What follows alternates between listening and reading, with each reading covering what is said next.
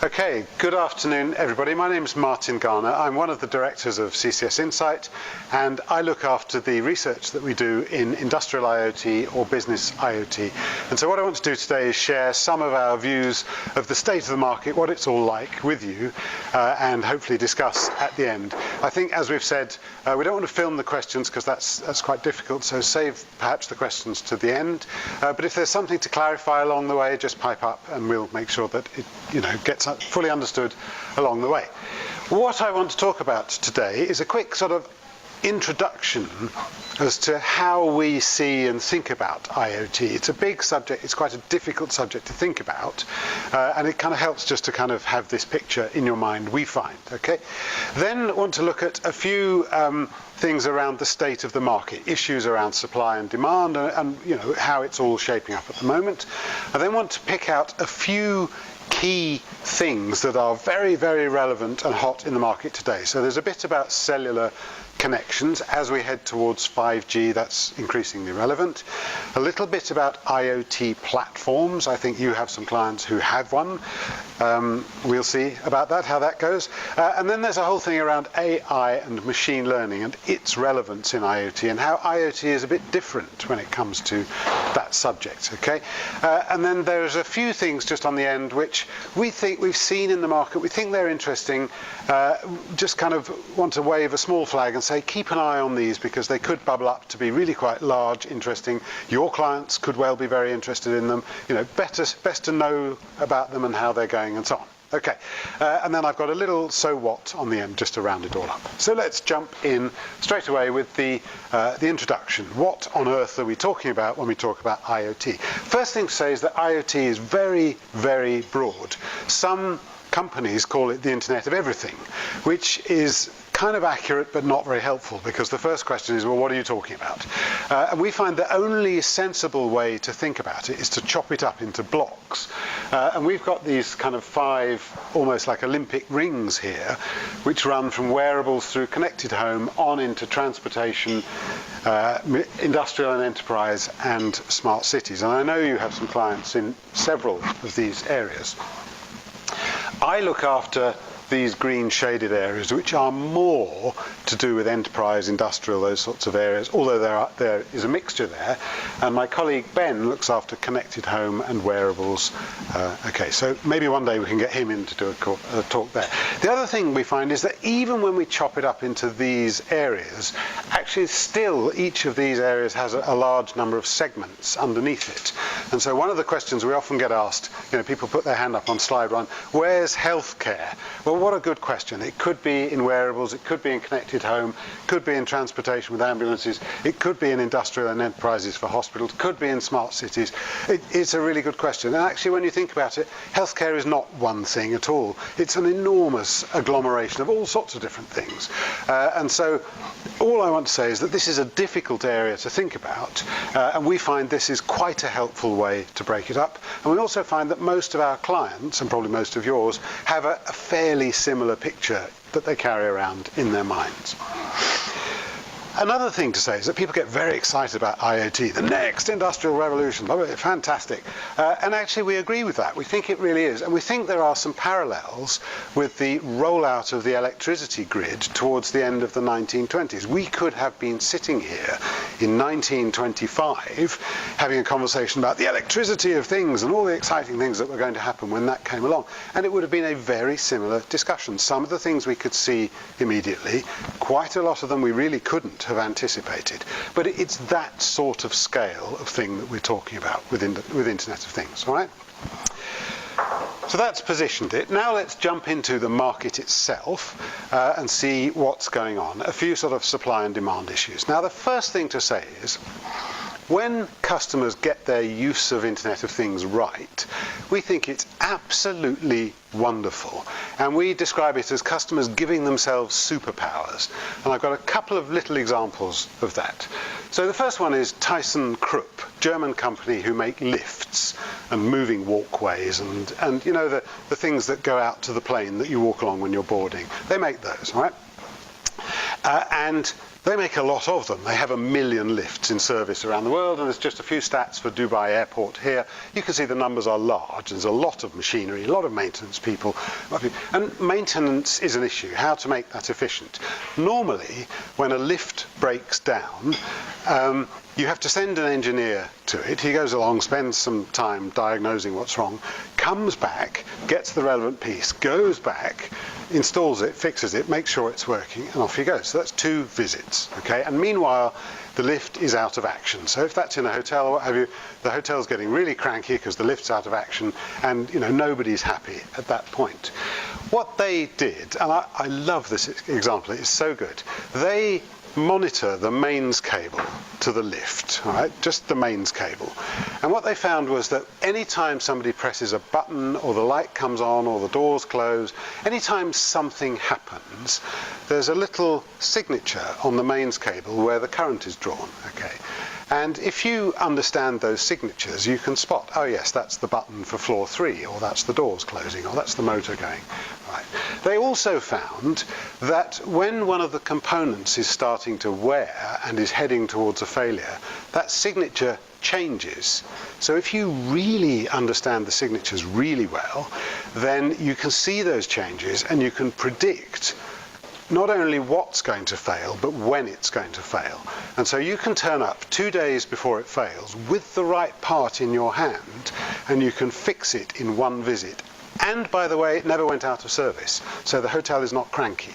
And that's a really, really good thing. What they found is that they are saving about 40% of their OPEX on maintenance just by monitoring the mains cable and understanding the signatures. If somebody said, would you like to be 40% more efficient at something? The answer is yes, please, absolutely. So they did a pilot on 100 lifts. They're now rolling it out across all 1 million that they run around the world and taking it on into moving walkways and other things. This is a fantastic use. The thing I like about it that is just blows my mind is that this generalizes. So there's a little company in Ireland called Keenan Systems who make, are they a client? They make machines for feeding cattle, and they have a sort of hopper there like that, lots of them, all in a big long line, and the food comes down, and the food is weighed so that they know how the rate at which it's being eaten. And now what they do is they clip like an Oyster card to the ear of each cow, and so when a cow comes up to the hopper, they can see that cow number 35 is eating at hopper number 6, and because of the weighing measurement system, they can track the way it eats. What they find is that when a cow is getting sick, it eats differently. And it's exactly the same as the lift. And so when they spot that happening, the next thing that happens is the vet rings up and says, I need to come over this afternoon and see cow number 35 because there's something wrong. And the idea is that by getting earlier intervention, you can do things about the sickness before it becomes acute and a real problem. So not only is this good for lifts, it's good for cows, it's good for people. Pretty much everything can benefit from this kind of approach, right? Really good stuff. Another one which I really, really like is a small Finnish company called Kempi. And they make welding machines. And they had a problem a few years ago, which was that they found that in China there were 300 companies making welding machines cheaper than they could make them in Finland. So what do you do? It would have been tempting to just shut up shop and let the Chinese get on with it. They didn't. What they did was they IoT enabled their welding machines with sensors, and they monitor very, very carefully the rate at which things are used and the quality of the weld that's being done by the welder. And what they found was that they feed all this data back into their systems, what have you.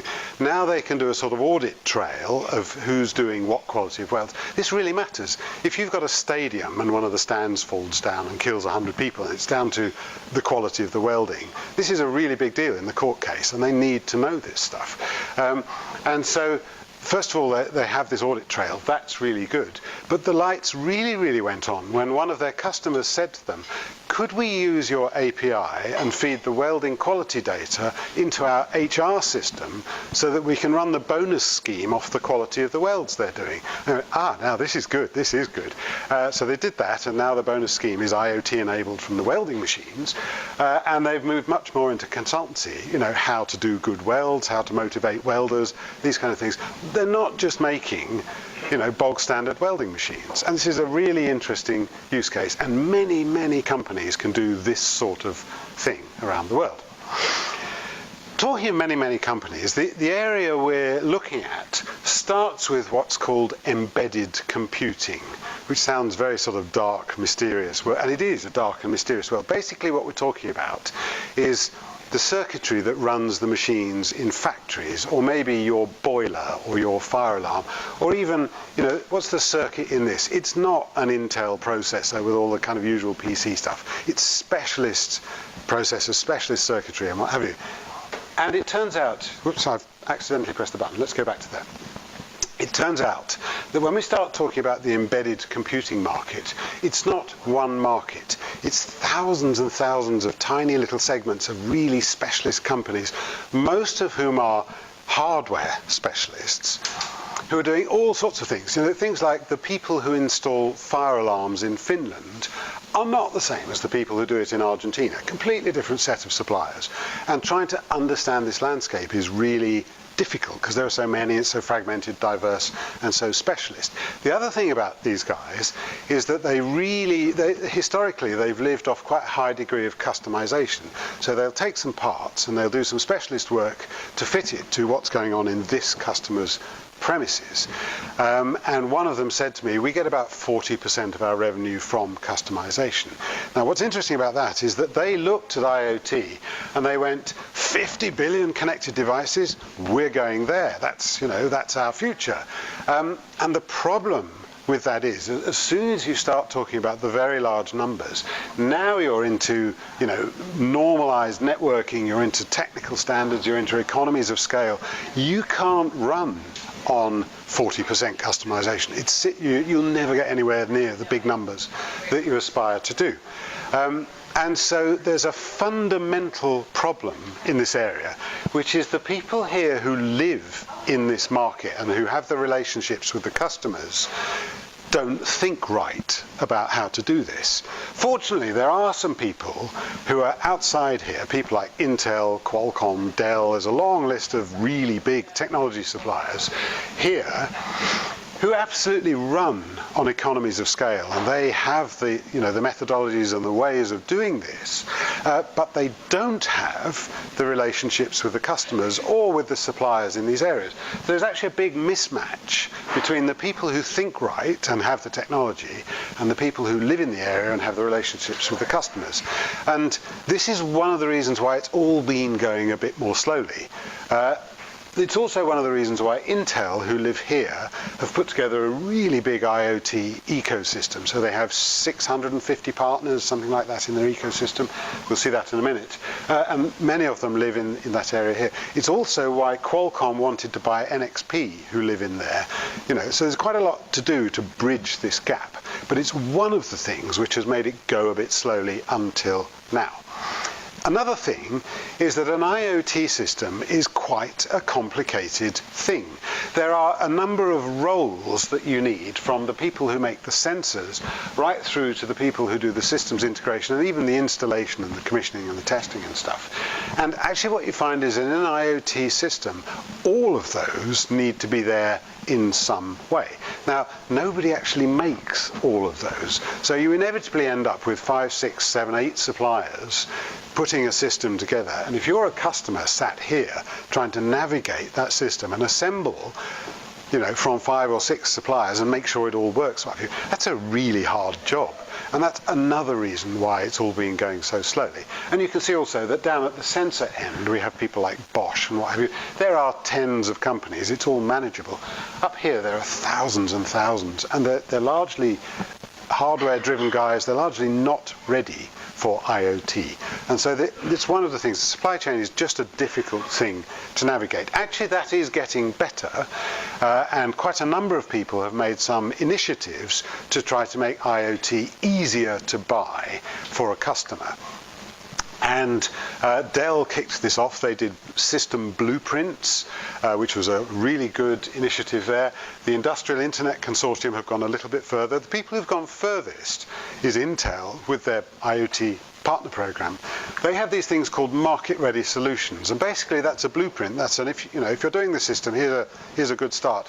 But actually, the thing they're insisting on is that one of the partners will actually sell it to you. You can place an order, and then the van pulls up and unloads the system, and you open the box and install it, and off you go.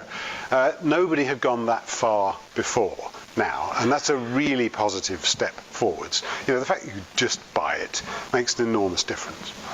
Okay, there's one other thing I just want to flag, and this is quite a sort of subtle effect that comes about when you introduce IoT into the industrial environment. Let me just sort of walk through it if I can. So once you start, this is not a very good diagram, but I haven't found a better one. Once you start connecting up your machines in your factory or your farm or your oil rig or whatever it is we're talking about, one of the first things you notice is that security needs upgrading from time to time. So you do over-the-air upgrades. You send new security software out and upgrade the systems remotely. And then you realize, well, actually, if I can upgrade the security remotely, maybe I could upgrade the operating system remotely as well, just like we do with Windows on our PCs and things like that.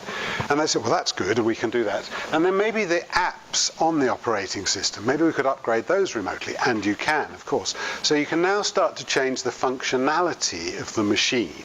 Now, previously this was hardware. It was absolutely dedicated. It was this. You can never change what this is. It's a remote control, and that's it. Now, what we're seeing is that you can download a new app and make it do something different. You can even then upgrade the machine learning on top of it. This is having two effects. So one is that we're shifting from thinking about these connected machines in factories and what have you. No longer are they purely dedicated devices. Now they're much more like an iPhone, where you can change what it does at will just by downloading some software. And that's quite a big shift in thinking. Okay. And there's a subtle thing that comes with that, which is as the management of a company gets to understand this. So imagine you run a factory, and previously you're making one set of things and you aspire to make another set of things. That's probably a 12-month project to start making those other things. Even if you use the same machinery, it's a 12-month project. Now, if you can just download an app, and if the management know that, they say, well, maybe we could do that this weekend, and then on Monday we can start making these things. And there's that sort of agility that starts to come into the market. And we think this is going to have the effect of shortening product life cycles in many, many industries. So many industries are on 4 or 5 year product cycles. We think it's going to come down across a lot of sectors. It's quite a subtle effect, but a big effect. Okay? So that's the kind of general state of the market. Let's move on to a few specifics which are very sort of hot and relevant today. One is cellular, and you cannot have missed the buzz around Narrowband Iot and 5G and all this funky stuff that's going on. So let's have a little look at that. Now, we'll start with Narrowband Iot, because that's been around for, just a few years. So we have options, and here are some maps in Europe. And apologies, these maps, I didn't quite have time to update them all, so they're a few months out of date, but they bring the idea. The point is that across Europe we have a good set of options for several different types of narrowband IoT. And narrowband carries very small amount of data. So if you've got a water meter that just needs to report every hour or so, this is really good. If you've got a jet engine or something that's generating terabytes of data, this isn't the answer. Okay? And what we find is that these are private and proprietary. These are run on the cellular networks, and of course they fight each other competitively, and one of the effects we're seeing is that tariffs are coming right down as they compete with each other. What I find interesting is that we've been here before. So I first joined Ovum in the early 90s, and one of my first pieces of research as a baby analyst then was to look into exactly this type of network which we had, and they weren't called as they are today. But it was RAM, ARDIS, PACnet. There's no reason why any of you should be aware of any of these at all, except that one of them still exists. It's called PACnet, and this is the coverage map from 12 months ago. It's owned by Vodafone, and those vans that load up the ATMs with the cash and they are all connected on this network. 25 years old, still going strong.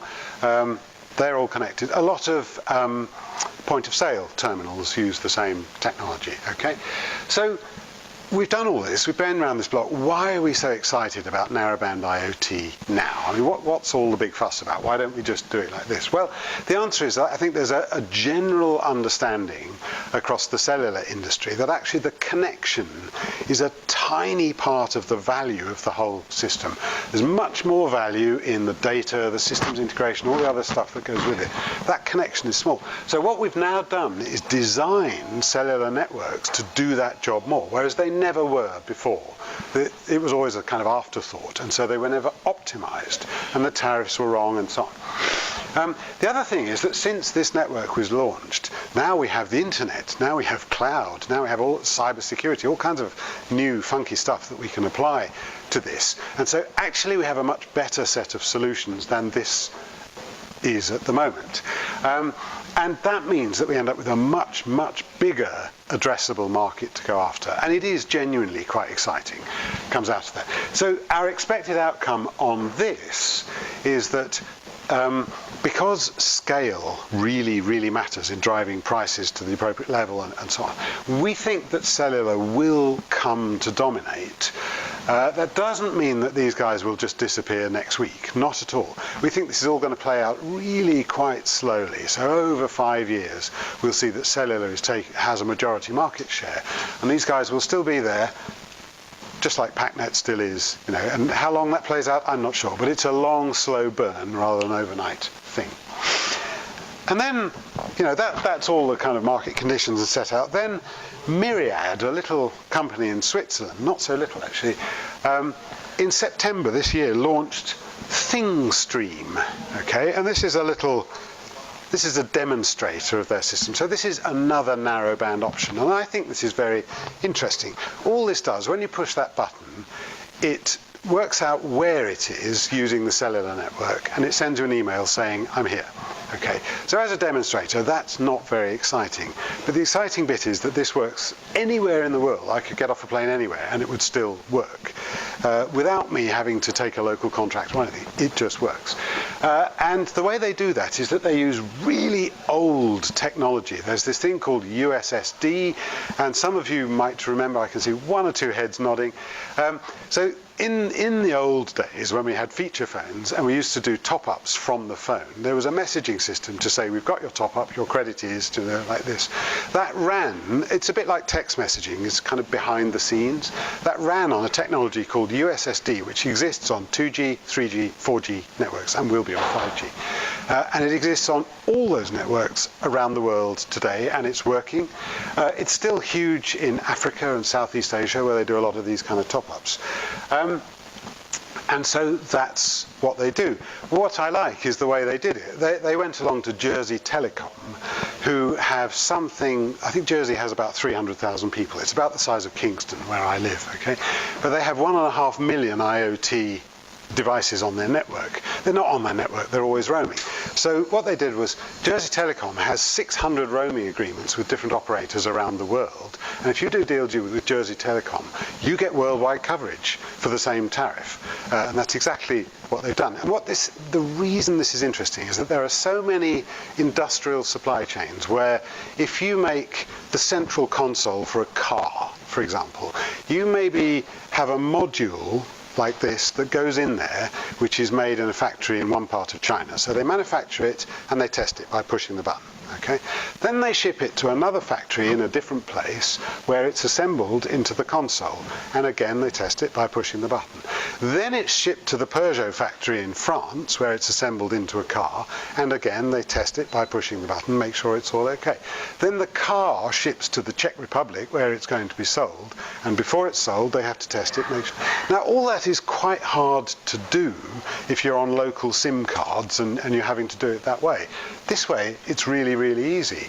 And there are lots and lots and lots of supply chains that use this technology. So this, I think, is quite an interesting and innovative approach. And this is just a simple demonstrator, but it makes the point quite clearly.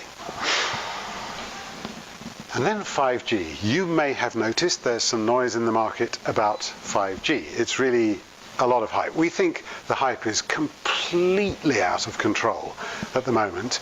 And in fact, already this year we've seen seven first commercial launch in the world of 5G. We've seen 7 of those.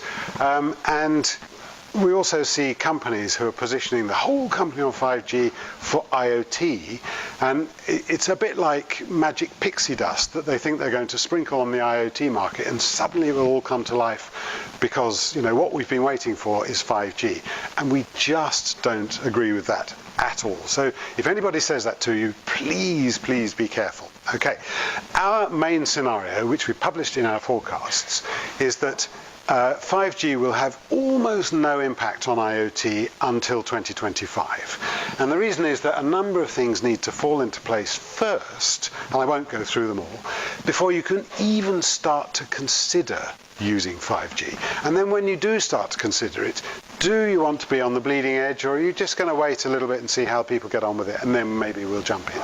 So actually we think this is going to take really quite a while to play out. Also, there's really a lot you can do with 3G and 4G already. There are many things where you just don't need 5G. So actually, our main scenario is that as 5G launches with a lot of noise over the next 12 months, it's going to have a huge boost for 4G IoT, which feels a bit counterintuitive, but we think people will look at 5G and go, that's really good, but it's not ready. Oh, look, there's 4G. We can do all this on 4G as well, and they'll do that. So we think 5G is very interesting. It does bring some very unique features, but I would like to come back in 3 years' time and do another version of this talk and see how it's looking then, if that's okay.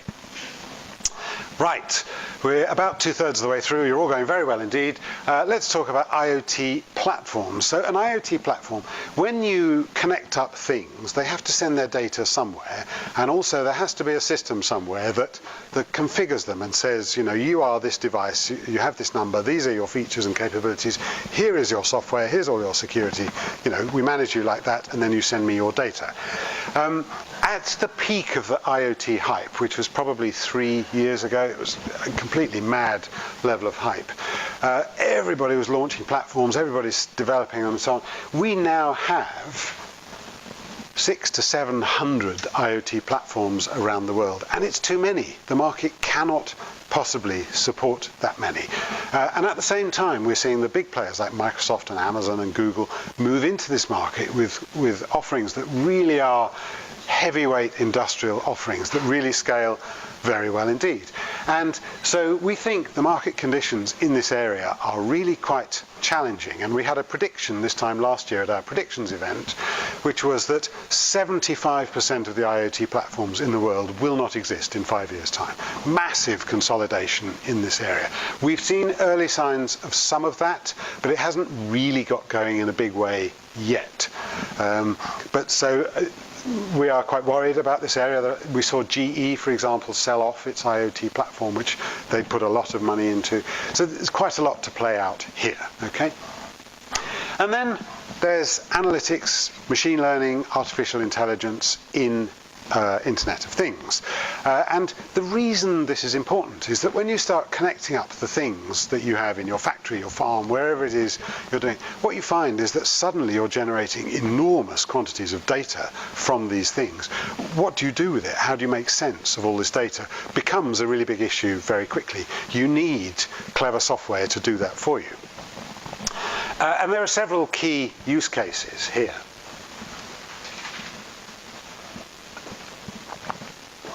One is analysing the stream of data as it comes in to kind of understand events that are taking place. This is what ThyssenKrupp are doing with their lifts. And it's a really very valuable use case. And as you heard, it generalises from lifts to cows to people to all sorts of things. It's very good indeed. Another one is image analysis. Now, for example, in some cities in China, they have surveillance cameras, digital surveillance camera with facial recognition, and they can track you as an individual, your movements around the city using facial recognition and things. That's one use. You could also use it on the end of your production line to look at the things you've just manufactured and say, is that a good piece of manufacturing? You know, you can reject items as they come off the production line. And there are lots and lots and lots of uses of this. We'll see a few more in a moment, okay? Another one is that if you've got all of these things connected up, you can do optimization across your system, which you probably couldn't do before because it's too complicated. And there's a really good example. So Google, with its data centers, one of the big costs in data centers is the energy that goes into trying to keep them cool, because they generate tons and tons of heat. And they do that by blowing cool air around.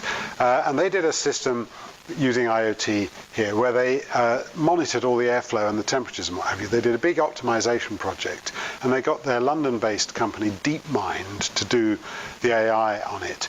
And by optimizing it that way, they saved 40% of the energy costs of the air cooling that way. It's huge. It's a really big deal.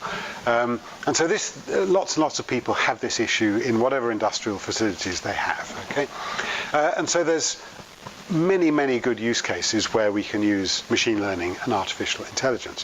However, what we're finding, and this takes a bit of explaining, but bear with me, what we're finding is that IoT is different. So normally when a company starts to look at AI and machine learning, it all runs in big servers in the cloud, and it's all very, very centralized, and a few people are allowed to look at it and so on. What we find with Internet of Things very quickly is that there are good reasons to put the software at the edge of the network where the data is coming in. And you can really see it with cars, because cars are connected over cellular, and if something goes wrong with that connection, the car can't just stop. That doesn't work. It has to keep going. And it has to. So all of the intelligence needs to live in the car. And those conditions are true in many, many industrial uses of Internet of Things. In fact, autonomous cars are one of the most demanding use cases for machine learning in Internet of Things. And you can really see it. If you're going, I'm sure this is familiar, you're driving down the motorway and someone comes screaming past you and then realizes that they've just missed, or about to miss their turn-off. So they cut across in front of you and stand on the brakes. Okay. Now, if you're in an autonomous car, it can't go, unusual scenario, must consult cloud for advice on what to. You haven't got time. It has to react, right now. Otherwise, it gets very messy very quickly. So autonomous cars are a very demanding use case, but actually those conditions exist in a lot of industrial environments. And so as we do more with machine learning, we're going to go from a really centralized system to a really decentralized system.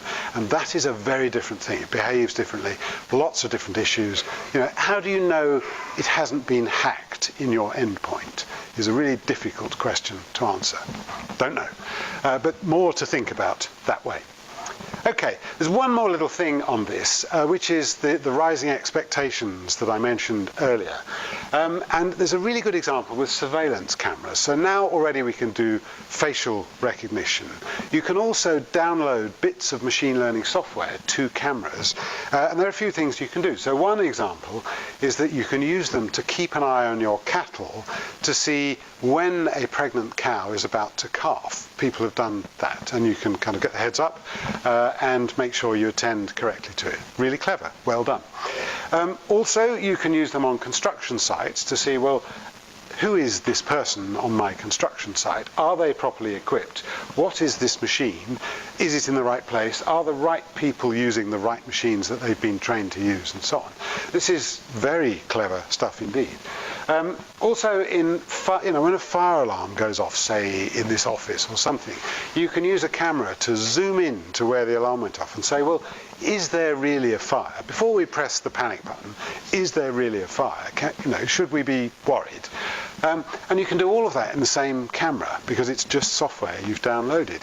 And so it seems to us that now what we need is a really efficient way of getting the people who write this software in touch with the customers who are using the cameras. And that, to us, feels very like an app store. We need something like an app store so that we really are treating these things just like phones, rather than like dedicated devices that they used to be. Okay? So we don't have an app store yet. We've got a few things that are sort of almost there, but not quite yet. Right, so that was machine learning and artificial intelligence, a quick dip into that. Here are just a few things that we think are interesting and are kind of bubbling away and are worth keeping an eye on because your clients will probably be mentioning them either this week, next week, or after Christmas.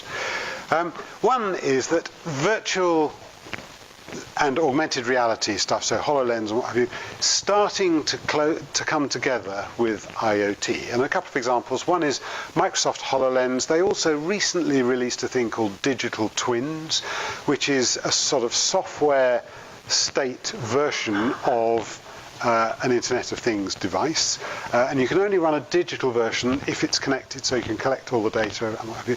But what they've done is they've linked their digital twins to spaces, so you first of all model the office, and then you put all of the connected things in the office in that space, and away you go with it. Then of course you can link that up to HoloLens and start to do clever things with it. Dell is also starting to do the same sort of thing in oil and gas installations and so on. So quite an interesting convergence of two areas.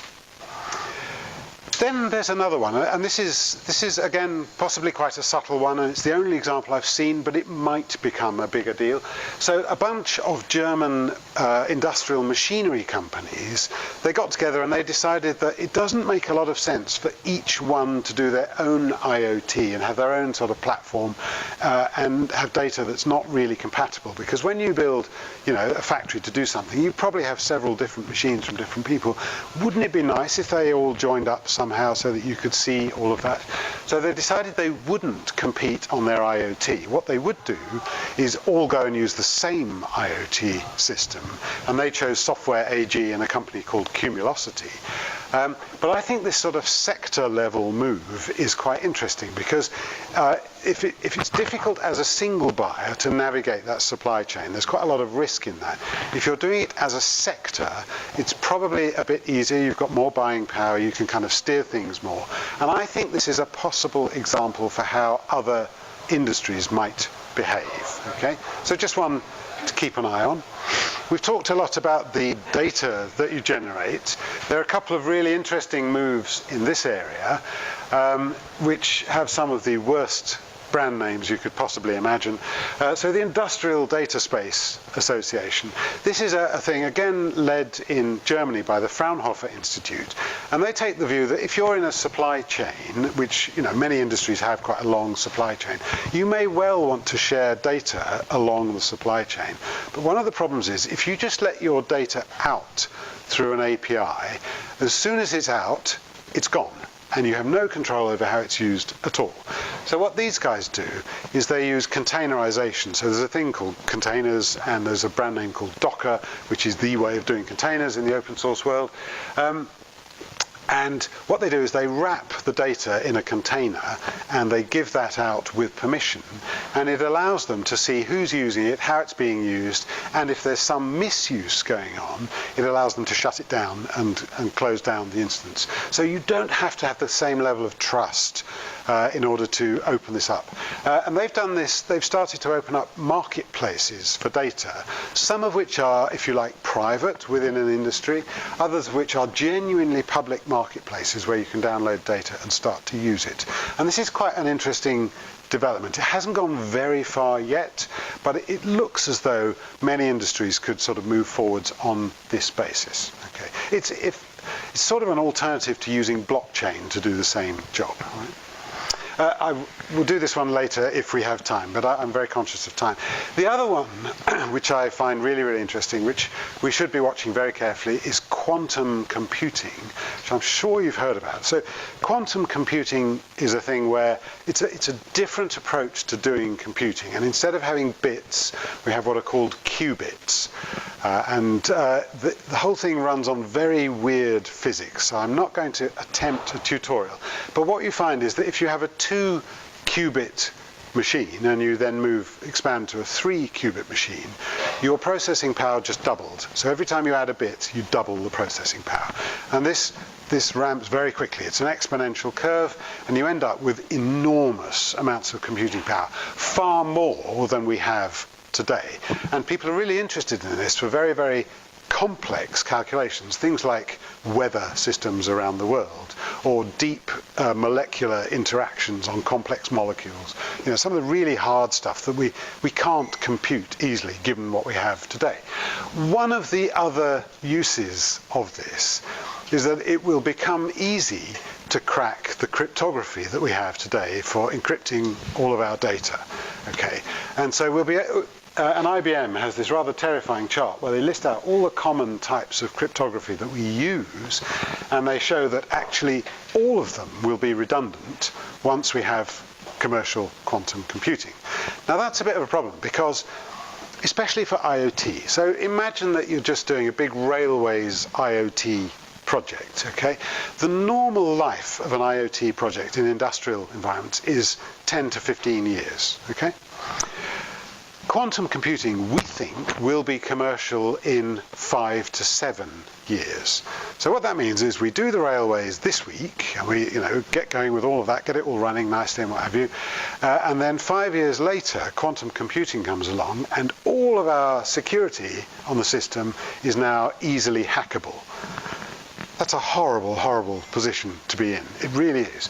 And we think that anybody who's talking about anything in IoT for industrial uses needs to be fully on top of this, because what it means is that the security you have in each of your connected devices has to be replaced. So we do have types of security which are quantum proof, and they are being standardized, but they're not ready yet.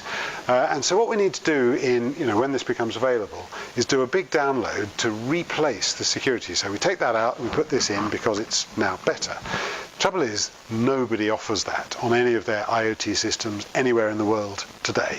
And so it's a real potential problem. What you don't want to have to do is go and visit every machine with a USB stick and kind of plug it all in and do the update. That's a horrific task on a large system. So this post-quantum cryptography is a really, really big deal, especially in industrial IoT. Okay? So there we are, a few key things to keep an eye on. And I just want to wrap up with a couple of sort of so what type bullets, just to kind of consolidate all of what I've been talking about. So the first thing is that actually the business IoT market is now, we had a really big hype phase 3 years ago or so. That has all fallen away and quite a lot of companies have kind of disappeared from the market.